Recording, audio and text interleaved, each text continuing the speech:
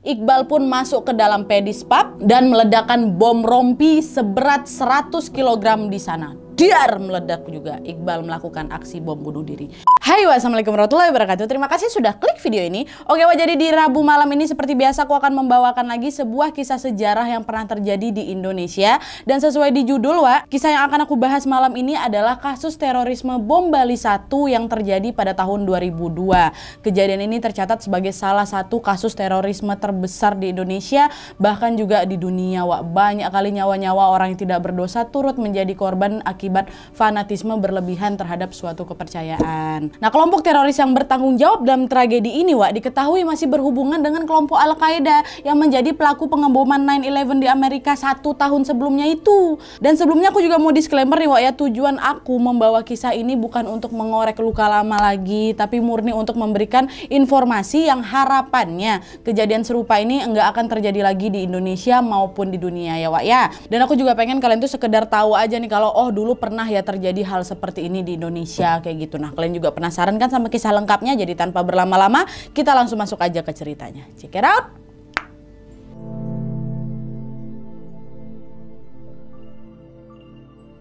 Oke, jadi pada tanggal 12 Oktober tahun 2002 lalu, Pulau Bali diguncang oleh ledakan bom yang terjadi di 3 lokasi yang berbeda.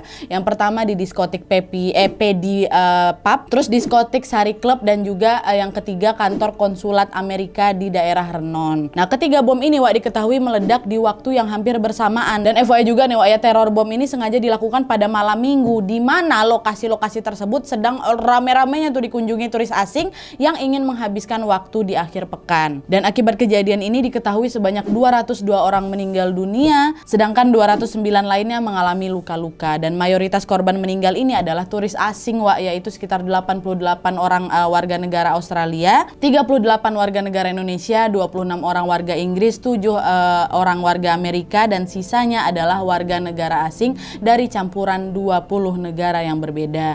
Saking banyaknya korban yang mayoritas ini adalah warga negara asing, bom Bali 1 kemudian menjadi pusat perhatian dunia, khususnya Australia yang memang warganya paling banyak kali menjadi korban di sana ya kan. Nah, pada saat itu semua pihak internasional menuntut Indonesia untuk segera mengungkap pelaku sebelum disusul teror mengerikan berikutnya. Akan tetapi untuk mengungkap pelaku dari teror bom Bali 1 bukanlah suatu hal yang mudah waktu itu. Karena apa? Karena para pelaku ini merencanakan aksinya dengan sangat rapi dan detail. Dan selain itu, para pelaku ini juga diketahui bukan orang sembarangan loh. Mereka memiliki latar belakang militer yang mumpuni gitu.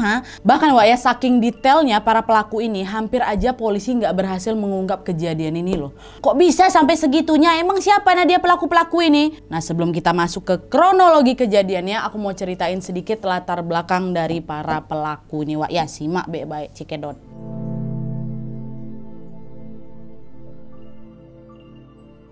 Oke, jadi para pelaku teror bom Bali 1 ini merupakan kelompok ekstremis Jemaah Islamiyah atau JI yang masih terkait dengan aliran Al-Qaeda, yang pemimpinnya kita ketahui sebagai siapa? Osama bin Laden. Nah, para kelompok ini punya tujuan menjadikan Indonesia dan juga Asia Tenggara sebagai pusat negara Islam. Jadi semua rakyat ini beragama Islam, sampai hukum yang dipakai juga pakai syariat Islam, bukan Undang-Undang 45 ataupun Pancasila, bukan. Maunya mereka kayak gitu. Makanya itulah kelompok ini tuh diketahui benci kali sama pemerintah atau NKRI, dan biar kalian tahu, mereka ini sudah berupaya melakukan serangkaian teror sebelum bom Bali 1 itu terjadi. Pernah mereka ngelakuin pengeboman gereja pada saat malam Natal di beberapa kota di Indonesia, dan juga menewaskan 18 orang di tahun 2000 tuh, serta pengeboman di Manila, Filipina yang menewaskan 22 orang. Tapi meskipun udah 2 kali beraksi nih, mereka belum juga merasa puas gitu loh. Karena apa? Karena korban yang berjatuhan belum begitu banyak menurut versi mereka. Oleh karena itulah mereka berencana melakukan teror lagi dalam waktu dekat. Nah, kelompok JI tadi diketahui mengadakan rapat pada Agustus tahun 2002 di rumah salah satu anggotanya yang bernama Dul Matin di Solo. Nah, dalam pertemuan ini, salah seorang petinggi kelompok yang bernama Muklas alias Ali Gufron mengajak tuh kawan-kawannya untuk melakukan teror bom. Woi guys, ini aku punya uang nih 30.000 USD nih ya dari Osama bin Laden katanya. Kata ini buat kita jihad di Indonesia katanya. Jihad gimana nih kelas, kata kawan-kawannya kan? Ya kita bikin teror bom lagi lagi lah, tapi yang lebih besar lagi dari sebelum-sebelumnya, kata si Muklas. Nah, mendengar hal itu, anggota-anggota lain yang ada di rapat tersebut pun langsung setuju, Wak. Karena apa? Karena Muklas ini macam senior gitulah, senior yang sangat dihormati sama mereka. Nah, siapa sih Nadia si Muklas ini? Kenapa dia begitu dihormati sama kawan-kawannya? Nah, jadi Wak, diketahui Muklas ini lahir dan besar di sebuah desa di Lamongan, Jawa Timur. Nah, sejak kecil dia ini menempuh pendidikan di pondok pesantren milik Abu Bakar Ba'asyir yang diketahui masih berkaitan dengan jaringan teroris internasional. Nah, di tempat inilah Wak yang kemudian terbentuk bibit-bibit terorisme pada dirinya Muklas hingga dia dewasa. Makanya nggak heran Wak, setelah lulus dari pesantren bukannya dia kuliah atau cari kerja di Indonesia, Muklas ini justru memutuskan pergi deh ke Afghanistan Wak buat latihan militer, tau kalian. Dan dia pun bergabung dengan tentara pemberontak yang ada di sana. Nah, di akademi militer ini Wak, Muklas pun diajarilah banyak kali ilmu-ilmu seputar membuat bom, mulai dari bom dengan daya ledak kecil macam buat petasan gitulah, hingga bom dengan daya ledak luar biasa macam apa, nuklir. Dan selama di Afghanistan pula Wak, Muklas ini pernah tuh bertemu langsung dengan Osama bin Laden katanya. Padahal nggak sembarangan orang loh Wak bisa mendatangi Osama bin Laden di tempat persembunyiannya tuh. Karena apa? Karena Osama bin Laden kan berhati-hati kali karena takut ditangkap Interpol gegara kejahatan terornya di WTC itu. Nah, pertemuan antara Muklas dan juga Osama bin Laden inilah Wak yang kemudian menyulut emosinya Muklas nih, emosi dalam dirinya Muklas untuk segera beraksi melakukan teror bom di Indonesia. Nah, dah kan Wak, setelah akmil di Afghanistan ini selesai, Muklas nggak langsung balik ke Indonesia tuh, enggak. Dia justru pergi ke Malaysia Wak, terus dia nikah di sana, tapi nggak lama setelah itu dia pun balik lagi nih ke Lamongan bersama istrinya itu. Karena apa? Karena sudah diburu polisi Malaysia Wak. Nah, pada saat pulang inilah Wak, Muklas pun mempengaruhi adiknya yang bernama Amrozi dan Ali Imron untuk mengikuti jejaknya sebagai teroris. Dan memang betul Wak, kedua adiknya ini akhirnya bergabunglah itu dengan kelompok teroris JI dan ikut merencanakan teror bom bersama anggota lainnya. Dan FYI Wak ya, para teroris yang merencanakan teror bom Bali ini juga merupakan lulusan militer Afghanistan Wak. Jadi mereka punya keahlian berperang lah hingga sampai ngerakit bom berdaya ledak tinggi tuh. Itu udahlah kan mereka mulai rapat apa segala macam. Dan selama rapat ini berlangsung Wak, Muklas nih dikompori terus tuh anggota-anggota yang lain. Anggota-anggota yang masih agak ragu lah gitu dengan rencana bom teror tuh kan. Dikomporin ya terus, dia komporin. Kita ini harusnya malu ya sama mujahidin negara lain. Mereka aja udah jihad di negaranya masing-masing. Kita mana kok kita belum beraksi, kita belum ada aksi yang besar-besar kali. Jangan gitulah kalian buat malu aja kayak gitu. Nah, perkataan Muklas itulah akhirnya kemudian berhasil Wak membuat mereka ini ingin segera mewujudkan rencana tersebut. Yang ragu pun jadi, oh ini betul juga kata dia nih kayak gitu. Dan dari sinilah Wak, salah satu lulusan akmil Afghanistan asal Indonesia lainnya yang bernama Imam Samudra pun bergabung. Dan dari hasil pertemuan itu diputuskanlah bahwa pemimpin bom Bali 1 adalah Imam Samudra yang juga lulusan akmil Afghanistan. Nah, kenapa nggak Muklas aja yang jadi pemimpin? Nah, dia yang dari tadi panas-panasin orang supaya buat teror di Indonesia ini, ngapa nggak dia? Ngapa pula si Imam Samudra ya kan? Nah, itu dia Wak, sebenarnya aku juga nggak dapat informasi sih kenapa akhirnya Imam Samudra yang dipilih. Tapi kemungkinan karena Muklas dan Imam Samudra ini satu angkatan Wak memang di akmilnya Afghanistan itu. Jadi Muklas ini seolah-olah udah kenal kali lah dan ngerti kali sama kemampuannya Imam Samudra. Nah, dah kan setelah ditunjuk sebagai ketua, Imam pun kemudian membagi timnya menjadi 2 kelompok Wak. Kelompok pertama ini bertugas apa? Ngerakit bom. Nah, sedangkan kelompok kedua ini bertugas untuk mengurusi logistik dan juga akomodasi. Dah setelah pembagian kelompok ini selesai, mereka pun lanjutlah memutuskan kapan ini waktu pengeboman akan dilakukan kata mereka. Nah, awalnya Wak, mereka berencana melakukan teror itu pada tanggal 11 September tahun 2002 untuk memperingati 1 tahun tragedinya World Trade Center. Tapi karena waktunya udah agak terlalu mepet dan belum ada persiapan sama sekali, akhirnya rencana tersebut pun diundurlah menjadi tanggal 12 Oktober tahun 2002. Nah, sekarang baru kita masuk ke kronologi pemboman tua ya.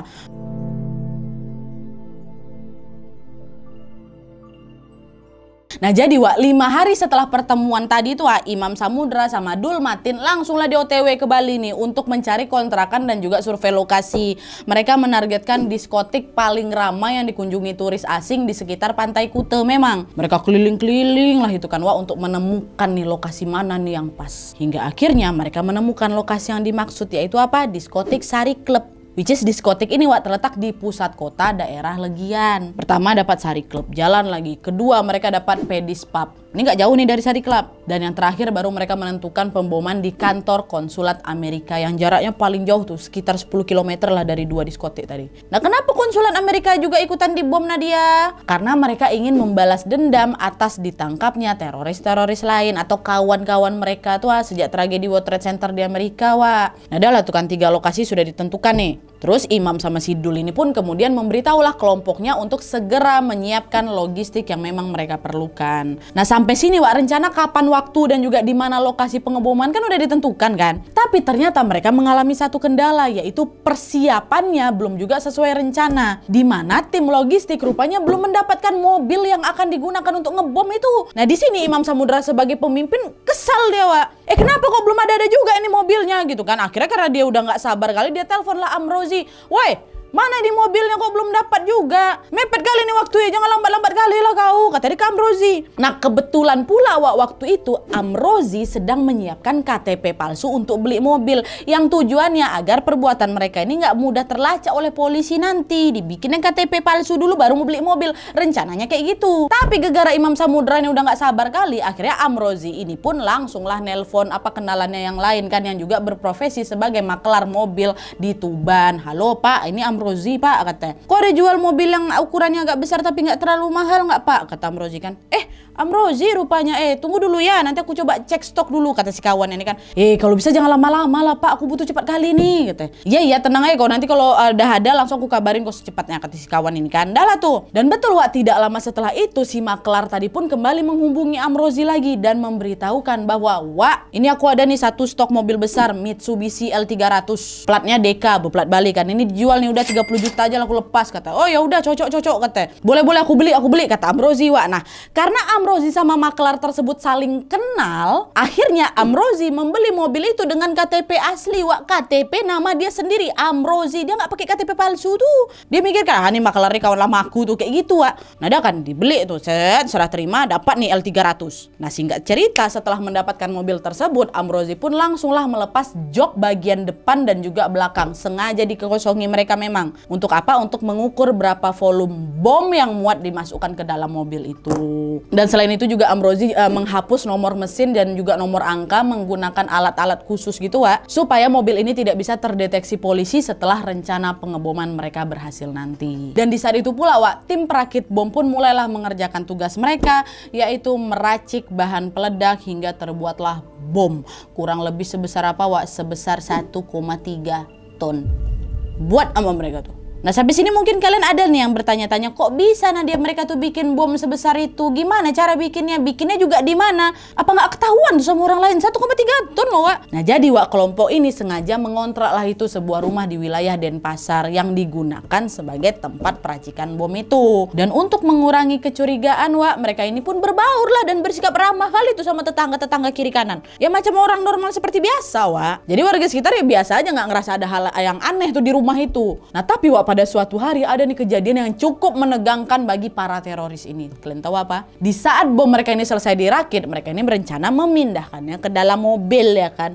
Namun gegara kurang berhati-hati, kotak bom yang udah jadinya bergesekan Wak dengan lantai yang memang penuh dengan bahan peledak. Meledak ada bentar. Terjadilah itu sebuah ledakan kecil yang suaranya pun udah cukup kencang kali hingga terdengar keluar rumah. Nah di momen inilah Wak, Amrozi dan kawan-kawan yang ada di dalam rumah tersebut pun terkejut kan, saling pandang, alah macam mana ketahuan kita. Mereka bingung, deg-degan juga kan. Kenapa ya? Mereka takut lah sampai ketahuan sama warga. Apalagi mereka waktu itu ngontraknya di pemukiman padat kali pula. Mereka ada was-was tuh jangan sampai nih warga lapor ke polisi, karena kan kalau udah terlapor bisa gagal semua rencana mereka ya kan Wak. Nah hingga akhirnya salah satu anggota mereka yang bernama Idris langsung sigap tuh keluar dia dari rumah, dia pasang badan kan untuk menjawab rasa penasaran warga.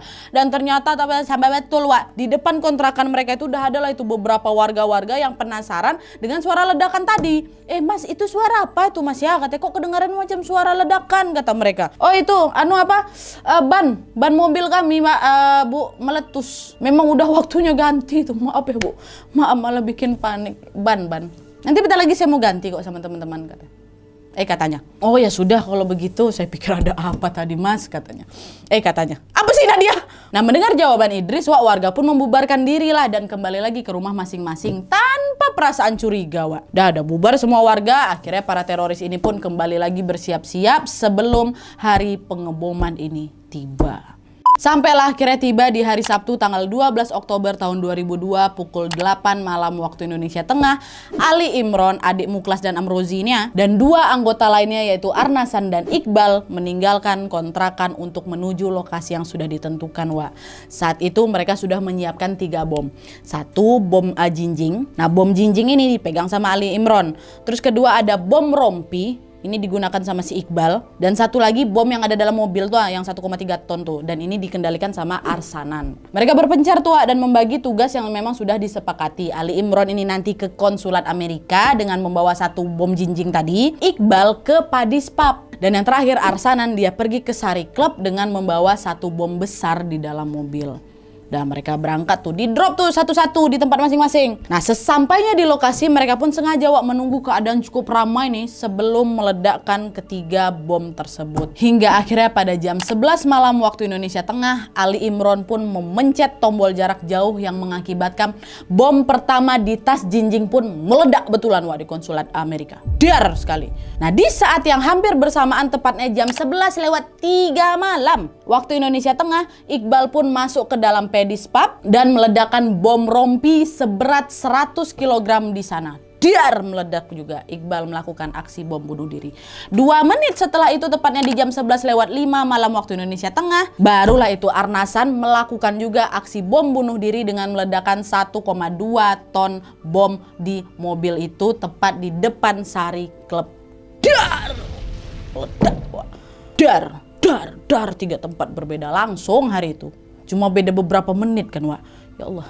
Bom tersebut pun meledak di tengah-tengah turis yang sedang berkunjung dan membuat mereka ya langsung lari pontang-panting berhamburan keluar karena panik ya kan. Itu yang masih selamat sempat dia lari, yang tidak selamat langsung meledak di situ. Dan dari semua bom yang diledakkan pada malam itu ledakan ketiga ini ledakan di Sari Club yang dipegang Arnasan inilah, itulah ledakan yang paling besar dan paling dahsyat apalagi nih ya. Arah ledakan mobil ini memang sengaja disetting ke arah kanan atau persis di depannya Sari Club ini sehingga korban yang berjatuhan juga banyak kali di sana. Lebih banyak di Sari Club ini dibanding kedua tempat lainnya. Astagfirullahaladzim.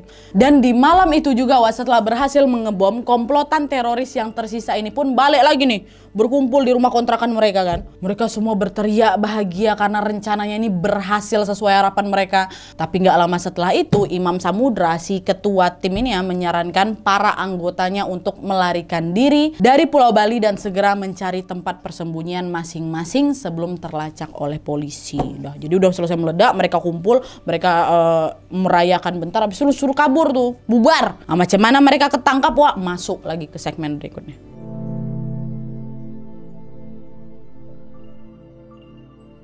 Nah jadi 1 hari setelah kejadian, tepatnya di tanggal 13 Oktober tahun 2002, polisi pun langsung mengerahkan tim investigasi yang juga dibantu oleh pihak asing dari berbagai negara. Mereka berupaya keras mencari jejak-jejak pelaku yang ditinggalkan dari pengeboman tersebut. Tapi meskipun dibantu oleh banyak pihak, polisi ini belum juga menemukan titik terang hingga berhari-hari kemudian. Hal ini pun diperparah lagi dengan adanya tekanan dari pihak adat Bali yang berbeda pendapat dengan polisi. Kalian tahu, para sesepuh-sesepuh di Bali itu meminta polisi untuk segera menyingkir dari TKP dan juga menghentikan penyelidikan karena TKP tersebut akan dibersihkan secara adat. Nah, mengetahui hal ini, tim investigasi yang pada saat itu dipimpin oleh orang Bali asli juga, yaitu Pak Made Mangku Pastika, langsunglah menghadap para sesepuh tadi kan dan berkata, "Bapak mohon izin, ini kan kasus besar, kasus yang sudah mencoreng reputasinya Indonesia. Korbannya juga kebanyakan warga negara asing. Kalau kita nggak bisa membongkar pelaku kasus ini, Indonesia akan malu Pak, apalagi Bali ini hidup dari turis. Mau membongkar gimana? Lama kali kalian ini juga nggak selesai-selesai. Kasihan aku lihat arwah-arwah yang nggak tenang ini," kata para sesepuh ini kan. "Iya Pak, saya tahu, tapi ini demi kepentingan warga Bali juga. Mohon kami Pak, mohon beri waktu kami lagi." Dan setelah negosiasi yang cukup alot, akhirnya polisi pun diberi waktu tambahan 1 minggu aja untuk menyelesaikan menyelesaikan kasus ini, nggak boleh lebih dari itu. Nah, dengan deadline yang cukup mepet ini kan, para polisi jadi tertekan lah, Wak. Apalagi wartawan dari luar negeri terus-terusan nih bertanya tentang perkembangan kasus ini. Padahal polisi sendiri belum menemukan progres yang berarti, Wak. Berhari-hari pun berlalu tanpa hasil. Barulah akhirnya tanggal 23 Oktober tahun 2002 atau 2 hari sebelum tenggat waktu tadi, polisi mendapatkan satu kabar baik, Wak, di mana seorang inspektur polisi yang bernama Anang Kusnadi berhasil menemukan nomor seri yang tercetak pada bagian depan mobil. Dan dari nomor seri inilah, Wak, kemudian terungkap bahwa mobil yang digunakan untuk mengebom Sari Club terdaftar atas nama Agung Ketut Adi. Nah, polisi yang mendapatkan informasi ini pun langsunglah bergegas menemui Pak Agung ini kan di rumahnya. Dan pada saat diinterogasi polisi, Wak, Pak Agung ini mengaku sudah menjual mobil tersebut kepada orang lain sejak 9 tahun yang lalu, Bapak. Tapi saya lupa nih siapa nama orang yang beli mobil itu, udah lama kali, kata Pak Agung kan. Nah, sampai sini polisi pun jadi pening kali. Kok ya ada lagi lah ini kendala-kendala lain, udah ada nih orangnya siapa, dia jual ke orang lain, dia pula lupa namanya. Karena udah lama pula, Pak, nggak bisa pula Bapak marah-marah. Udah akhirnya polisi cari nih siapa pemilik mobil terakhir. Dan buat ngecek siapa pemilik itu membutuhkan waktu berhari-hari karena kan masih dilakukan secara manual waktu itu kan. Udah dicari, nah habis ini dibeli siapa, dibeli ini. Oh, pindah-pindah tangan lah itu. Dan beberapa hari kemudian polisi pun akhirnya menemukan fakta bahwa mobil tersebut sudah berpindah tangan sebanyak 7 kali, Wak. Dan barulah diketahui pemilik terakhir dari mobil itu siapa? Amrozi. Ada tuh di identitasnya, beralamat di Desa Tenggulun, Lamongan, Jawa Timur, katanya gitu. Dan data ini ditemukan dari mana? Dari maklar yang ada di Tuban tuh yang menjual mobil tersebut kepada Amrozi. Dan dalam transaksi jual beli ini, Wak, barulah itu ditemukan ada KTP atas nama Amrozi yang semakin memperkuat bukti tersebut. Ya loh, orang Amrozi pakai KTP aslinya ya kan. Nah, disitulah Amrozi ini blunder tapi membawa polisi ke titik terang. Mantap. Akhirnya dengan cepat tuh tim pemburu dari Polri pun langsung OTW ke Lamongan untuk mengintai sosok Amrozi yang ternyata ada di sana. Tapi, Wak, pada saat itu mereka nggak langsung menangkap Amrozi nih. Tim pemburu ini mengamati dari jauh sambil terus membaca situasi di sekitar rumahnya Amrozi. Kenapa nggak langsung ditangkapnya Nadia? Ya kalian tahu lah, Amrozi ini lo bukan penjahat biasa. Bukan penjahat biasa nih, bukan dia begal, bukan pencurian motor aja. Bukan, Amrozi ini teroris kelas kakap yang diduga memiliki senjata api atau bom yang siap diledakkan kapan aja kan, Wak. Makanya itulah polisi pun menunggu momen yang tepat nih sambil tetap mempersiapkan sebuah jebakan. Dah, setelah beberapa hari ngintai nih, seorang polisi yang menyamar sebagai penjual mobil bekas pun berhasil, Wak, memancing Amrozi untuk segera melakukan transaksi jual beli. Tapi pada saat itu Amrozi ini tak kenapa mendadak pula dia membatalkan niatnya karena dia mengaku lagi, saya lagi nggak enak badan, udah nanti aja lah ya transaksinya, kata. Nah, polisi yang pada saat itu nggak mau ambil resiko, Wak, kemudian mereka pun langsunglah memilih untuk mengepung rumahnya Amrozi itu. Dan pada hari itu juga alhamdulillahnya Amrozi berhasil ditangkap dengan mudah tanpa perlawanan sama sekali. Pasrah aja gitu dia, Wak. Tidak semengerikan bayangan polisi waktu itu. Dah ditangkap Amrozi kan. Setelah Amrozi ditangkap, istrinya Amrozi pun langsunglah menemui Ali Imron, Wak, yang rumahnya juga nggak jauh sebenarnya dari situ. Dia pengen ngelaporin kalau suaminya baru ditangkap polisi nih. Ali, kakak kau baru aja ditangkap polisi nih. Dia ada pesan sama kau disuruh lari secepatnya, kata bini Amrozi kan. Nah, mendengar pesan tersebut, Wak, tanpa berlama-lama Ali Imron pun langsunglah kabur kan menemui Muklas dan juga Imam Samudra. Nah, Muklas yang mengetahui fakta bahwa Amrozi tertangkap justru memaksa si Ali Imron ini dan seluruh anggota JI yang terlibat untuk udah kalian kabur sendiri-sendiri aja secara terpisah. Kita nggak usah bareng-barengan ya. Serah kalian mau kabur kemana. Pokoknya jangan ke tujuan yang sama, katanya. Akhirnya betul, Wak, masing-masing dari mereka pun saling berpencar untuk menghindari kejaran polisi. Nah, di sisi lain, Wak, tim polisi pun berhasil lah menyita dokumen-dokumen penting dan juga nomor HP anggota teroris lainnya dari Amrozi. Dan bukti-bukti inilah yang kemudian membantu polisi mendeteksi keberadaan Imam Samudra. Dan pada saat itu, berdasarkan pantauan sinyal handphone, Imam ini sedang berada di sekitar pelabuhan Merak dan dia ini mau menyeberang ke arah Lampung. Nah, mengetahui hal itu, tim pemburu pun langsunglah disebar di sekitar pelabuhan dengan menyamar sebagai pengamen dan juga pedagang asongan. Ya kan? Nah, penyamaran ini tujuannya apa? Tujuannya supaya mempermudah penangkapan Imam Samudra. Nah, dengan berpakaian preman, para polisi ini pun berpencar, Wak, untuk mencari target yang dimaksud. Hingga akhirnya seorang polisi yang bernama Martinus Hukom mencurigai salah satu penumpang yang ada di dalam bus. Kok aneh orang ini ya. Dari tadi kok nunduk-nunduk aja ku tengok. Nah, Pak Martin yang curiga pun langsung, Wak, berpindah tempat, duduk aja di samping orang itu. Sambil ditepuk bahunya kan, Pak Martin bilang, "Woi, kau Imam Samudra ya?" Kau pelaku bom Bali itu kan. Nah Imam Samudra yang kaget pula sudah disangkal ya tuduhan. Hah? Imam Samudra siapa? Bukan, saya namanya Faiz. Mungkin bapak salah orang. Nih, tengok nih. Dia keluarkan paspornya, Wak. Nah, tengok namaku. Bukan Imam Samudra. Tulis Wak namanya Faiz Yunsar gitu kan. Nah, bukan. Nah mendengar jawaban itu Pak Martin nggak langsung percaya, malah makin curiga sama si imam ini. Nggak usah banyak cakap kau dah. Dia pun langsung lah mengabari kawannya lewat HT. Monitor tim 123, target pelaku sudah ditemukan katanya. Dah nggak lama kemudian tim polisi pun langsung memberhentikan bus yang memang ditumpangin sama Imam Samudra ini. Dan tepatnya di tanggal 22 November tahun 2002 Imam Samudra pun berhasil ditangkap di dalam bus lintas provinsi tanpa perlawanan sama sekali. Dia pun langsung dibawa ke Polres Banten untuk diinterogasi atas keterlibatannya dengan bom Bali.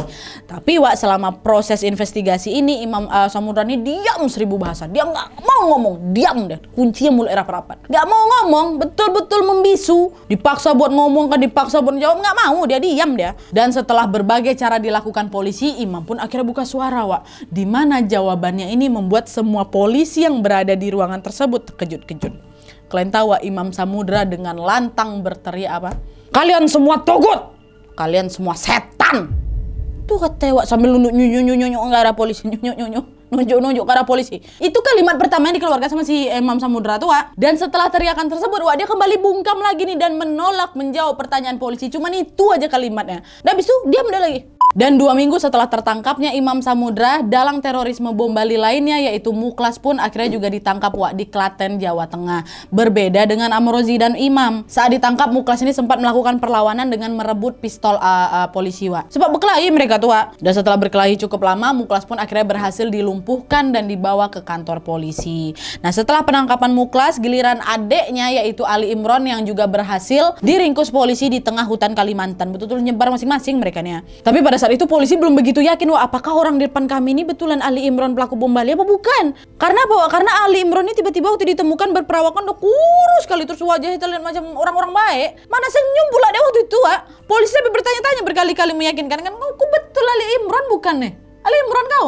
Iya Pak, betul saya Ali Imron. Pelaku bom Bali kan? Saya. Nah barulah setelah itu Ali Imron langsung ditangkap dan dibawa ke kantor polisi untuk menjalani investigasi berikutnya, Wak. Nah setelah hampir semua pemeran utama dari bom Bali ini berhasil diringkus, mereka pun dikumpulkan di Polda Bali untuk dicocokkan keterangannya. Sama nggak nih penjelasan antara satu pelaku dengan pelaku lainnya kan? Dan meskipun hampir semua pelaku kooperatif dan juga memberikan keterangan sejelas-jelasnya pada saat itu, Imam Samudra dan Amrozi tetap menolak dimintai keterangan, Wak. Mereka berdua tetap apa? Diam. Ketika ditanyai petugas, nggak ada sepatah kata apapun keluar dari mulut mereka, Wak. Karena apa? Kalian tahu? Ternyata karena para penyidiknya adalah non-muslim, Wak. Mereka hanya mau menjawab jika diinterogasi oleh sesama muslim.